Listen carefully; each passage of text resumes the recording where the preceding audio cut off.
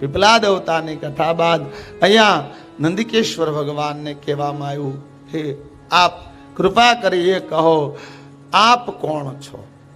નંદિકેશ્વર ભગવાન એ સનંત કુમાર, કારણ કે આપણી કથામાં પહેલા વખતા મહાદેવ છે, ધ્યાન આપજો બરાબર.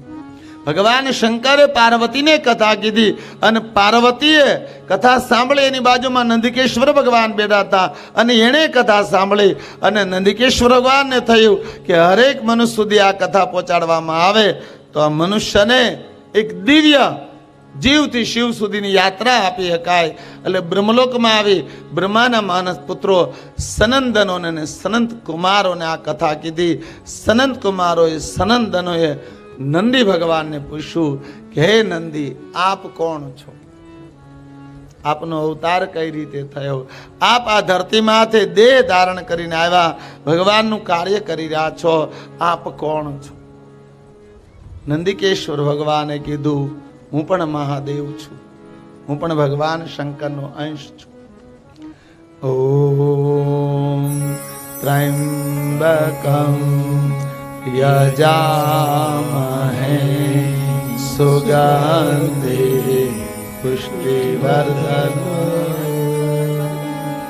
ઉર્વારુકમેવ બંધના નંદી ભગવાનને જ્યારે પોતાની વાત કીધી સનંત કુમારોએ, કારણ કે 8 શિષ્યોમાં સનંદનોને જોડવામાં આવ્યા.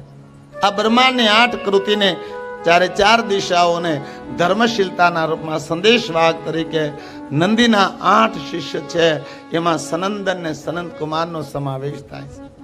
કારણ કે ગુરુ પાસેથી શિષ્ય જ્ઞાન ગ્રહણ કરે. નંદિકેશ્વર ભગવાનને જ્યારે કહેવાયું કે આપ કોણ છો, આપનો જન્મ કેવી રીતે થયો, આપ પૃથ્વી માથે મહાદેવના ગણ કેવી રીતે બન્યા, આ કૃપા કરી કહો. નંદિકેશ્વર ભગવાન હૃદયથી મહાદેવનું ધ્યાન કર્યું છે, ભગવાન શિવની સ્તુતિ કરી છે, પંચાક્ષર મંત્રથી ભગવાનને સંબોધિત કર્યા છે. નાગેન્દ્રહરા ત્રિલોચનાય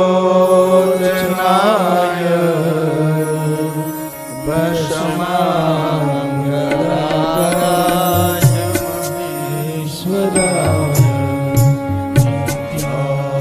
શુદ્ધાય નિરંજનાય તસ્મે નકારાય તસ્મે નકારાય નમઃ શિવાય. દાકિનીસલી દચર્ચિતાય નંદીશ્વર કાંતનાથ મંદાર પુષ્પ બહુપુષ્પ સૂર્યા તસ્મે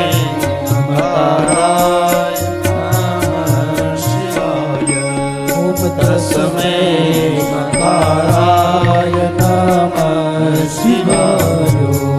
શિવાય ગૌરી વંદનાય વૃંદ સૂર્યાય દક્ષાય વરનાશકાય શ્રીનીલકંઠાય વૃષભધ્વજાય તસ્મે શિવાય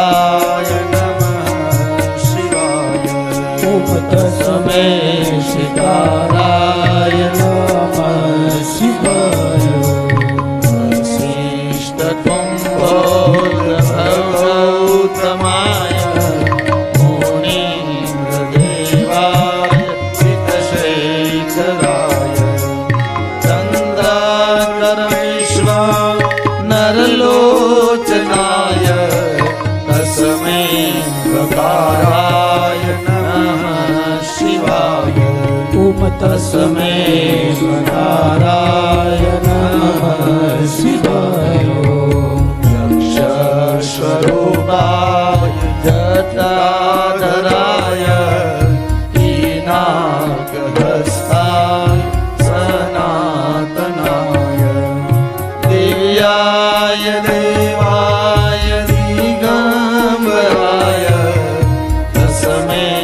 यकाराय नमः शिवाय ओम तस्मै यकाराय नमः शिवाय नमः शिवाय नमः शिवाय नर भोले नमः शिवाय ओम हर हर भोले नमः शिवाय हर हर भोले नमः शिवाय ओम हर हर भोले नमः शिवाय सोमनाथ महादेव की जय। તો બાપ અહીંયા ભગવાન નંદીને પ્રશ્ન પૂછવામાં આવ્યો કે આપ કૃપા કરીએ કહો આપ કોણ છો?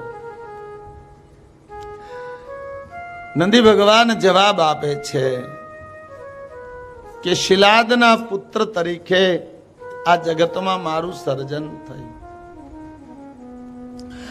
શિલાદના મનમાં એક પુત્રની કામના થઈ, એક સંતાનની. એમણે ઇન્દ્ર ભગવાનની સાધના કરી. ધ્યાન આપજો, આપણે બધા શિવાલયમાં જાય છે ને, શિવ મંદિરમાં નંદી ભગવાન પ્રત્યક્ષ બેઠા છે. જેને ઋષભ કહેવામાં આવે, જેને નંદી કહેવામાં આવે, જેને ઘણા બધા બહુ જ નામ, શોષાનાથ પણ કહેવામાં આવે, જેને વૃષભ કહેવામાં આવે, જેને નંદિકેશ્વર કહેવામાં આવે, જેને ભગવાનના વાહન કહેવામાં આવે. એ નંદી કોણ છે?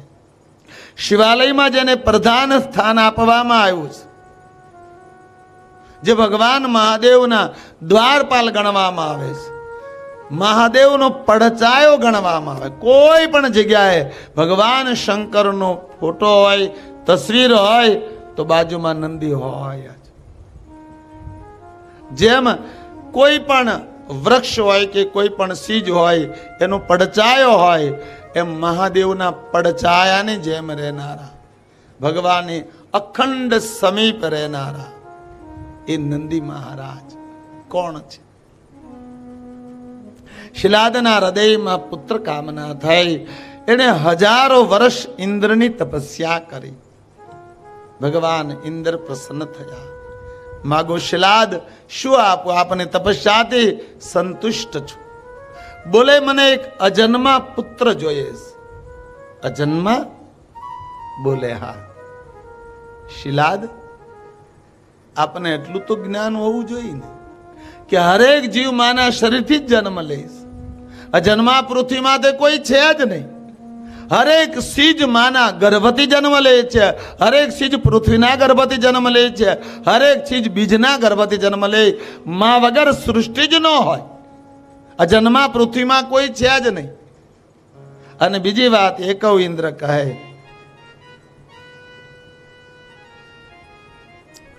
કે હું સ્વર્ગનો રાજા છું.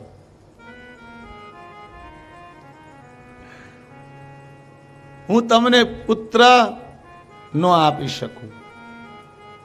શું કામ?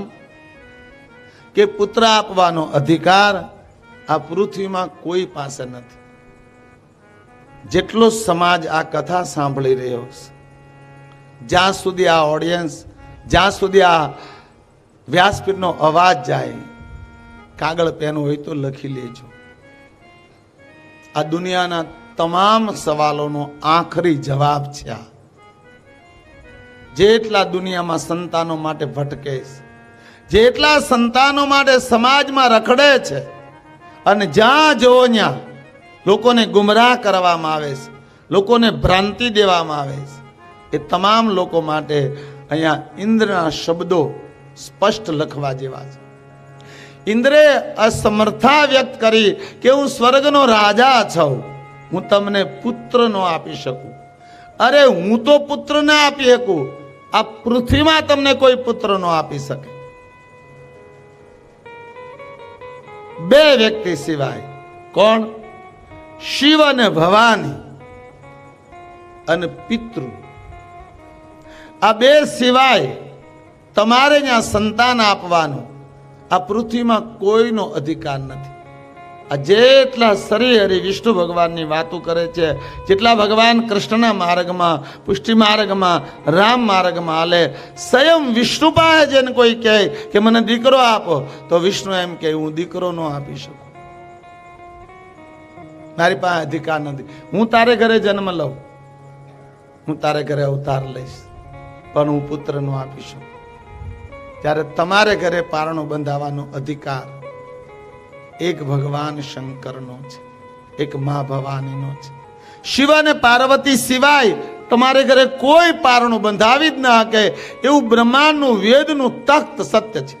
કોઈ પણ વૈદિક બ્રાહ્મણ પાસે જાજો, વૈદિક બ્રાહ્મણ જે લોકોએ આશ્રય લીધા નાના મોટા ગ્રંથોના અને સમાજમાં રોટલા કાઢવા નીકળ્યા એવા વ્યક્તિઓની વાત નથી કરતો. વેદોને જેણે બ્રાહ્મણોએ વાંચ્યા હોય, વેદોનો અભ્યાસ કર્યો હોય, એની પાસે જેને કહેવું કે અમારો આ દીકરોનું વહુ છે, એના લગ્નથી 5 વર્ષ થયા કે 8 વર્ષ થયા, સંતાન નથી, તો 2 દોષ બતાવીશ. 2 દોષ કયા? એક તો પિતૃદોષ કહે અને એક શિવદોષ કહીશ. પિતૃદોષ, પિતૃ અતૃપ્ત રહે તમારા કુળનો, તો તમારા ઘરે પારણું બંધાય નહીં. તમારા કુળનો પિતૃ અતૃપ્ત હોય, અગતે ગયા હોય, એને ગતિ જ ન મળી હોય, એ ભટકતો હોય, તો તમારે ઘરે જન્મ કેવી રીતે લે? કારણ કે તમારે ને મારે ઘરે જે સંતાનો જન્મે એ આપણા પૂર્વજો જ આવે છે. એ કુળની પેઢી જ રિપીટ થાય છે. એટલા માટે તો અવતારો પણ કહે કે 7મે કુળ હું તમારે ઘરે અવતરિત થઈશ. ઈશ્વર એકવાર સંતાન બન્યા પછી એને પણ આવવું પડે. હા, તો તમારે ઘરે પારણો બંધાવવાનો અધિકાર શિવ અને ભવાની અને પિતૃ, આના સિવાય કોઈનો નથી. અને ઊંડાણમાં જાઓ તો શિવ અને ભવાની તમારા પિતૃ છે. જગત માતુ પિતુ શંભુ ભવાની, વંદે પિત્રો. મહાદેવને લાગે, વિષ્ણુને ગમે એટલા માની લો અને પિતૃ ન કહી શકાય. દુનિયામાં કોઈ વેદ, કોઈ ઉપનિષદ, કોઈ પુરાણ તમારે હારે ન ઉભું રહે. પિતા શિવને જ કહી શકાય, પિતૃ મહાદેવને જ કહી શકાય, ભવાનીને જ માં કહી શકાય, બાકી દુનિયામાં કોઈને ન કહી શકાય. આ જેટલા લોકો પોથી જ લખાવે છે, એક નહીં અનેક પુરાવા છે. અહીંયા રાજકોટમાં જ તમારે કોઈ વ્યાસપીઠમાંથી આવ્યું હતું કે બાપુ 2 વર્ષ પહેલા જ્યારે હરિદ્વારમાં કથા હતી અને મેં પોથી લખાવી હતી, અમારા ઘરે 8 વર્ષથી સંતાન નહોતું, એ પોથીના અક્ષરથી અમારે ઘરે દીકરાનો જન્મ થયો છે. આ સાબિતી છે જગતને. પુત્રાશી યજ્ઞ કરવામાં આવતો. આ દેશમાં જેટલા ઋષિઓ પુત્રાશી યજ્ઞ કરાવતા, એમાં યજ્ઞ કરવામાં આવતો, મંત્રોનો વાર્તાલાપ કરવામાં આવતો, પ્લસ એ મંત્રોની આહુતિ આપવામાં આવતી. અને 9મા દિવસે યજ્ઞ નારાયણ ભગવાન આવી અને ખીરનો પ્રસાદ આપતા, યાની ચોખાનો પ્રસાદ આપતા. એ સ્પષ્ટ લખ્યું છે રામાયણજીમાં, અનેક ગ્રંથોમાં. તો આના માટે અત્યારે આપણી તો એટલી બધી શક્તિ નથી કે આપણે યજ્ઞ કરીએ અને છેલ્લેથી યજ્ઞ નારાયણ પ્રગટ થાય. અને અહીંયા યજ્ઞ નારાયણ પ્રગટ થયા હોય તો આપણે ઊભા રહી? અહીંયા મોટો ભડકો થયો હોય તો ભાગ્ય નહીં આપણે બધાય. હા, કાલ મને કોઈ કીધું, મને કે આ ઉપર ટીવી છે બાંધેલું જ છે ને. મેં કીધું કેમ? મને કે પડશે તમે એક ગાયે ચડશો. લે, એટલે મેં કીધું હું તો નડું હું ભાઈ? એ કે એ પડશે તમને એકને જ વાગશે. બોલો, આવા વિચાર કરે. ઘણા નથી કહેતા આ મને સપનું આવ્યું, તમે ગુજરી ગયા. એલા તને હું નડી ભાઈ? ગુજરી ગયા, સપનામાં તો જીવવા દે. આ માથે પડે તો ઈ ન પડે વાલા. ધ્યાન રાખે ઉપર વાળો. તું ભાઈ ધ્યાન તો રાખજે હો. હા, ઉપર વાળામાં નહીં મૂકી દેતો.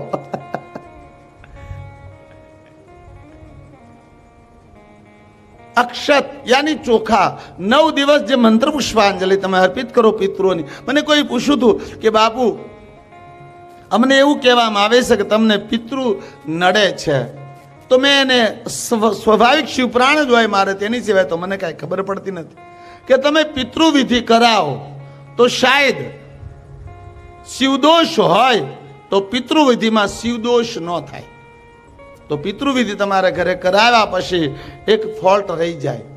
પણ તમે શિવ મહાપુરાણ કરાવો, શિવની પૂજા કરાવો, તો શિવદોષની પૂજા કરાવવામાં પિતૃદોષની પૂજા થઈ જાય. હા, કારણ કે એ જ આપણો બાપ છે, એ જ આપણો અંતિમ શરણ છે વાલા. એટલા માટે સંતાન પ્રાપ્તિ માટે ઇન્દ્રે સ્પષ્ટ કહી દીધું કે હું તો સંતાન ના આપી શકું, આ જગતમાં કોઈ ના આપી શકે. અને હે દાહો તો મારું સ્વર્ગ આપી દઉં, મારું ઇન્દ્રાસન આપી દઉં. હે મુનિ, તમે મારી સાધના કરી પણ હું સંતાન ના આપી શકું. અસમર્થતા વ્યક્ત કરી એક આશીર્વાદ આપ્યો, આપ મારે શરણે આવ્યા છો, સંતાન પ્રાપ્તિ માટે ભગવાન શંકરને શરણે જતા રહો, શિવજી આપની ઈચ્છા પૂરી કરશે. શિલાદને વાત ગમી છે. અજન્મા તો કોઈ છે જ નહીં, પણ મહાદેવ તમારી ઈચ્છા પૂરી કરશે. શિલાદ નંદન અઘોર જંગલમાં આવ્યા છે. એક દિવસ શિવાલય લઈ પૂજન અર્ચન કરી ષડાક્ષર મંત્રનો આશ્રય લઈ અને શિલાદ તપ કરવા માટે બેઠા છે. હજારો વર્ષ શિલાદે તપસ્યા કરી છે. ભગવાન પ્રસન્ન થયા. માગો મહાદેવ. શિલાદે ભગવાન શિવને જોયા, એકદમ ઊભા થયા, ભગવાનના શરણમાં વંદન કરી દંડ પ્રણામ કર્યા, મહાદેવની સ્તુતિ કરી. આ આખા પ્રકરણમાં ષડાક્ષર મંત્ર જે આપણે પંચાક્ષર મંત્ર સ્તોત્રનો પાઠ કર્યો એ બધી જગ્યાએ પ્રધાન માન્યો છે. ભગવાનની સ્તુતિ કરી. મહાદેવે કીધું માગો શિલાદ, શું આપું? શિલાદે કીધું પ્રભુ, તમારી પ્રાપ્તિ થયા બાદ કંઈ જોઈતું નથી. આપ પ્રાપ્ત થયા, મને આપનું દર્શન થયું, મારું જીવન ધન્ય થયું. પ્રભુ, હવે મારે કંઈ જોતું નથી.